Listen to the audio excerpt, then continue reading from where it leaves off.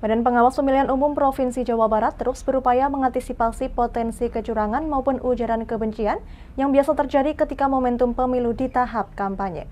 Menggandeng puluhan wartawan, Bawaslu berharap dapat terbantu dalam pengawasan cyber, lantaran metode kampanye saat ini mulai merambah ke media cyber, terutama media sosial. Alhamdulillah wa syukurillah. Berlokasi di kawasan Jalan Malabar, Kota Bandung, Badan Pengawas Pemilu atau Bawaslu Provinsi Jawa Barat mengajak puluhan jurnalis dari berbagai media untuk bersama-sama mensosialisasikan pengawasan cyber menjelang momentum pemilu. Hal tersebut perlu dilakukan lantaran saat ini metode kampanye mulai merambah beralih menggunakan media cyber, utamanya media sosial. Menurut Direktur Lingkar Madani Indonesia Ahmad Fauzi Rai Rangkuti, model kampanye di masa yang akan datang akan menggunakan cyber daripada media ruang. Hal itu dikarenakan media ruang membutuhkan biaya besar dan efeknya tidak terlalu banyak kepada masyarakat karena keterbatasan jangkauan. Meski demikian, masalah yang mungkin bisa terjadi dalam kampanye media cyber akan terjadi seperti sebaran hoaks dan politik identitas. Pertama karena murah dan meriah gitu. Kedua, daya jangkaunya begitu luar biasa. Anda buat di satu kamar di sini saja, tapi se-Indonesia bisa tercover. Yang ketiga, daya tahannya lama kan. Hari ini dibuat sampai 2024 nanti itu juga masih berlaku gitu ya. Yang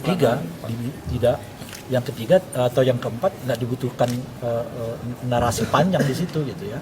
Dan yang kelima, di media sosial ini seperti kita ketahui punya kecenderungan kritisismenya agak mandul gitu. Jadi orang hanya baca apa yang hebohnya saja gitu. Soal benar atau tidak, orang nggak baca gitu. Nah, oleh karena itulah, kalau kita lihat sekarang, hampir semua, entah itu partai politik, entah itu sebagai apa yang mereka sebut sebagai, atau apa yang digadang-gadang sebagai calon presiden, tidak bisa tidak mempergunakan media sosial sebagai sarana mereka.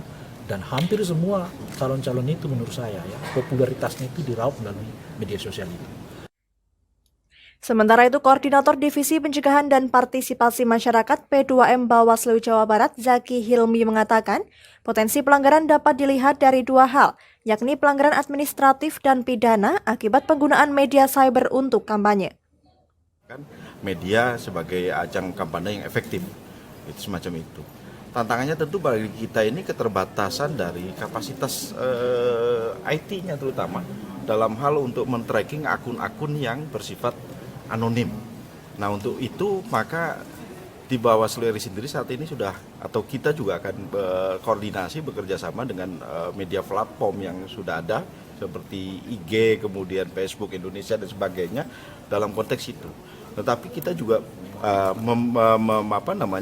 menyadari betul hambatan tentang bahwa ruang kebebasan ekspresi dalam konteks penyelenggaraan pemilu dengan konteks penggunaan media sosial ini agak beda tipis ya. Misalkan pada konten yang bersifat seperti sekarang ini, dalam konteks misalkan peserta pemilu belum ada, tetapi kemudian sudah ada pandangan-pandangan stereotip atau stigma negatif terhadap orang yang baru bakal calon semacam itu. Bawaslu Jawa Barat tak menampik bahwa pihaknya saat ini memiliki keterbatasan dalam hal informasi teknologi, terutama untuk menelusuri akun-akun media sosial yang bersifat anonim. Namun dengan digelarnya sosialisasi pengawasan cyber bersama para jurnalis ini, setidaknya bisa menambah daya pantau dan temuan untuk bisa segera ditindaklanjuti. Dari Bandung, Bobi Roska, Lingkar TV, melaporkan. Tonton siaran Lingkar TV melalui aplikasi Lingkar TV di Play Store.